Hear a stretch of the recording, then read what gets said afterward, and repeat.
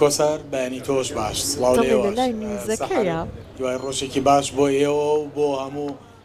بینەرانی کورسان سەڵاحجا پێش ئەوە کە ئەگەر پشیتە لای دیدارەکە قسەکە پێ بڕیت لەگەڵ کۆسار قسەت کرد یان لەگەڵ من سەرکۆ نیوز بوو من و سەرکۆت لەگەڵام سەرکۆ بەڕاستی هەمیشە ناوانە کە تێکەڵاوەگەین خۆشەویستیمان بۆ هەمووتان وەکو یەکەیە عزیزی ئەمە هەمان پێکەوە لە ماڵە جوانەکەی کورسات پێکەوە کارەکەین بۆ جوانکردنی ئەم شاشە جوانە ڕەنگینە کە هەمیشە میوانی ماڵەکانە و ئەمڕۆژ لە هەڵەبجەوە لەگەڵتانین هەڵەبجەی پایتەختی ئەدەب و هونەر و هەڵەبجە پایتەختی ئاشتی لێرە جارێکی دیکە دامەزراوەی کەریمی عەلەکە بە باوەشێ پڕ لە چالاکی دیگەوە گەڕاوە هەڵەبجەوە لێرە دیدارێک ڕێکەخا بە ناوی دیداری دکتۆر ئەفراسیان هۆرامی کە مێژووناس کوردناسێکێکە لە ئەو کەساتیانەی کە خاوەنی 21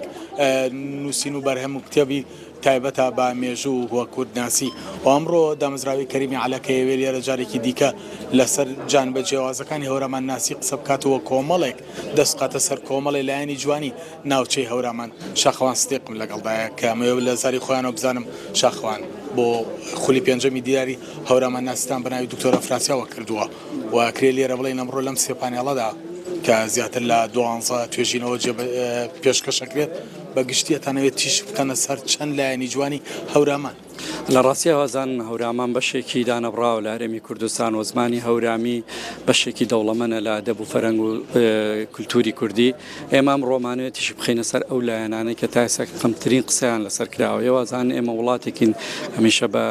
لە ڕووی داهاتەوە بە نەود ناسراوین بەڵام کۆمەڵێک شوێن و سەرچاوی ترمان هەیە کاتوانین لە ڕووی داهاتەوە سەرچاوێکی گرنگ بن بۆمان بۆ نمونە هەورامان لە ڕووی گەشتیاریەوە توانین هەم لە ڕووی مێژوویەوە هەم لە ڕووی بیناسازیەوە کامیشە چاوی نووسکۆی لەسرە هەتوانین لەم ڕوانەوە گەشتیارێکی زۆر بۆم ناوچەی ڕابکێشین بۆی ئەمڕۆ لەم دیدارە کە پێنجەمین ساڵە وەک بەرهەمی دامەزراوی کەریمی عەلەکە بەڕێواچێ تیشکە خەینە سەر مەسەلەی زمان و ئەدەبیات لە ناوچەی هەورامان ئەدەبیاتی گۆران و هەروەها مەسەلەی شوێنەوار مەسەلەی کانیاوەکان مەسەلەی سیاچەمانە و هونەری ڕەسەنی هەورامی و مەسەلەی بیناسازی کە یەکێکە لەو بابەتانی کە وەکوتم یونسکۆ هەمیشە چاوی لەسەرێتی و گرنگی پێدا ئەمڕۆ لێرە شەنوکەوی ئەم بابەتاناکەین توێژەرەکانمان هەندێکی لە ڕۆژەڵاتی کوردستانەواتون هەندێکی لێرە جیالەوەی کە دیدارەکە دیدارێکی زانستیە لە ڕاستیە بۆنیەکی کۆمەڵایەتیشە نووسەران و ئەدیبان و ڕۆشنبیران لە شارەکانی تریێرەمی کوردستانەوە هاتوون لێرە جۆرێک لە گەرم و گوڕی و تەعاڕف و پەیوەندی و ئەوانە دەمەزەر دەکەنەوە و هەوڵەدەین لێرە ئەمڕۆ ئێمە جارێکی کەش ڕۆحی دکتۆر ئەفراسیان هەورامی شادکەین کە یەکێکە لە نووسەر و مێژوو نووسە دیارەکانی کورد ساڵانێکی زۆر خزمەتی کردووە ڕۆحی شاد بێ ئەم ساڵ دیدارەکەمان بە ناوی ئەوە کردووە هونەری تەلارسازیتیایە وەکو ئاماژەت پێکرد باز لە لایەنی ئەدەب و معریفە و زانستی هەورامان دەکرێت باز لە پزیشکی بڵین چۆن لە چارەسەری دەرمانی ناوچەی هەورامان دەکرێت بەگشتی ئێوە ئەم دیدارەکە لە هەڵەبجە سازەکەن ئامانجی سەرەکیتان ئەگەر دەرخستنی لایەنە جوانەکانش بێت لە هەمان کاتە دیوێکی دیکە ئەوە نییە کە خەڵکی هەورامان جارێکتر بگەڕێتەوە بۆ توراسە جوانەی کە لە ناو هەورامانە بۆ مەسەرەن بۆ لە بواری تەلارسادیدا